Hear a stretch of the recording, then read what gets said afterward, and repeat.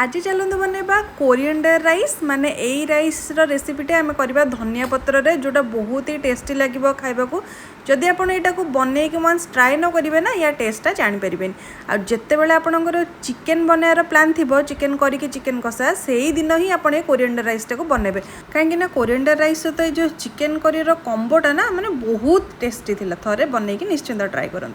So hello everyone welcome to Bulbul Odia kitchen. तो चलते start करवा आज रेसिपी से मुझे किसी बासमती चाउल नहीं जाइए चाउल को भल भाव में 3 ରୁ 4 थर फर्स्ट आप धोईदेवे।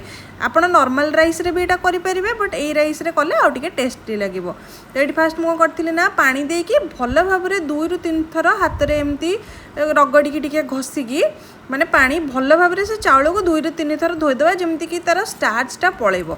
तो ये देखो पानी जिते गरम हो आसला माने मुझे आगुरी पानी बसई देती जो पानी फुटिया स्टार्ट कर से आम चाउल देदेबा देन आम अल्प टिके लुण देकी 70 ରୁ 80% बॉयल हाँक दबा।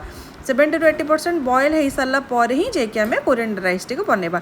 राइस बॉयल है भितर चलते आम कि प्रिपरेशन करदे जमीक मुझे मीडियम साइज 2टा पियाज नहीं आ पियाज को चोपा भलर छड़ेकी धोईकी एमती लंबा लंबा साइज रे काटी नहीं पतला पतला लंबा लंबा साइज रे पियाज गुड़ी को फास्ट आम काटी नवा। जेहेतु आम ये कोरिएंडर राइस बनाऊे तो धनिया पत्र तो निहाती रहा तो मुझे कौन करी ना ये किसी धनिया पत्र को भल भाव में धोईकी धनिया पत्र नहीं आप फ्रेश धनिया पत्र यूज करेंगे। देखो मुझे धनिया पत्र भी भल भाव में धोईकी क्लीन करके रखी। तो ये देखो से टाइम आमर राइस भी 70 ରୁ 80% बॉयल हो गला। तो यही टाइम आम कौन करवा ना भात गुड़ी को गाड़ी नवा ना आप छाणिकी भी रखिदेवे। चाउल देखो केते बढ़िया भाव में बॉयल होती हाथ में एमती भांगिले दिफाल हो जाऊँगी। तो आप जानिए ये परफेक्ट माने बॉयल हो गलानी आम राइसटा आप गाड़ी ने। तापर कौन करवा ना गोटे कड़ई नवा से 2 चम्मच तेल देकी तेल टिके गरम होला पर हाफ चम्मच देदेली मु जीरा जीरा जो आम फुटीज 2 चम्मच देदेली मुझे बुट डाली बुट डाली को 30 सेकेंड 1 मिनिट में भाजी देती।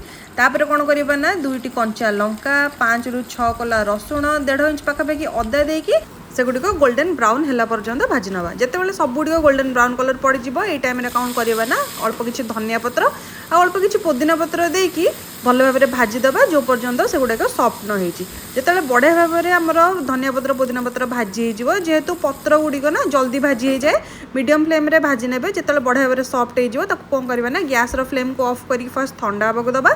जो ठंडा हो गोटे ग्राइंडिंग जार सब गुड़िक देकी अल्प टिके पानी देकी मैंने जो भाया ग्राइंडिंग हो पारुथिबो अल्प टिके पानी देकी भल भाव में ग्राइंडिंग करके चिकन करके बाटिकी यही गोटे स्मूथ पेस्ट रेडी करदबा। तो यहाँ आम यूज करवा कोरिएंडर राइस रो जो मसलाटा सेटा को आम यही मसलाटा ही से पड़ो। तो तापर कौन करवा ना गोटे कड़ई में अल्प टिके तेल देकी पाखापाखि 1 चम्मच देदी मुझे सोरिष तेल फुटी आसो ये देदी मुझे भृसंगा पत्र तापर किसी भजा काजू आ भजा बादाम को देकी 1 मिनिट पर्यंत भाजीदबा। 1 मिनिट पर्यंत भाजी सारा पर आम जो ग्रीन पेस्ट बनई रखी ना पुदीना और धनियार ऐड करदबा। ऐड करके भल भाव में मिसेकी 3 ରୁ 4 मिनिट फास्ट आम कषि नवा। 3 ରୁ 4 मिनिट भल भाव में मीडियम फ्लेम रे कषि सारापर जिते मसला तेल रिलीज हवा स्टार्ट हम से टाइम कौन करवा ना जो काटिकी पियाज रखी पियाज ऐड करदबा। आपड़ जदि यही टाइम पियाज ऐड करने को चाहूना जिते आम तेल रे भाजी थिले सबू ना माने जिते आम काजू आ बादाम को भाजी थिले से टाइम आप पियाज को भाजिकी तापर ग्रीन पेस्ट को ऐड करेंगे। बट मत टिके क्रंची भल लगे राइस रे टिके क्रंची क्रंची पियाज रही मत भल लगे से कौन करी ना मसला दे सारा पर पियाज को ऐड करी। जिते पियाज मीडियम फ्लेम रे भल भाव में 3 ରୁ 4 मिनिट भाजी सारापर सफ्ट हो टाइम आम ऐड करदबा राइस।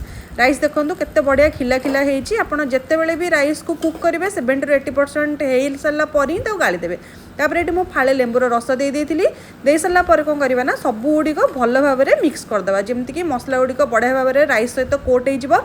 और राइसटा देखो केते बढ़िया खिला खिला बिल्कुल भी माने जाऊ जाऊआ है केते बढ़िया सफ्ट होते बढ़िया माने कहा सहित किए कि चिपकी ना बढ़िया भाव में राइसटा बनिकी ये रेडी हो जाए कोरिएंडर राइस। आ सहित जो बनई मु चिकेन करी माने विश्वास करूँ यार कम्बोटा एत टेस्टी थिला जे से मुझे वीडियो बनने को बाध्य होली जे नहीं आप यहाँ थे जहाँ भी हेल्ले ट्राए करूँ आ यार टेस्टर मजा उठातु। आदि आज कोरिएंडर राइस रेसिपी आपको भल लगी थाए देन लाइक शेयर और सब्सक्राइब करने को बिल्कुल भी भूलें। रोचे पुणी देखा नेक्स्ट वीडियो रे किसी नुआ रेसिपी सहित। बाय।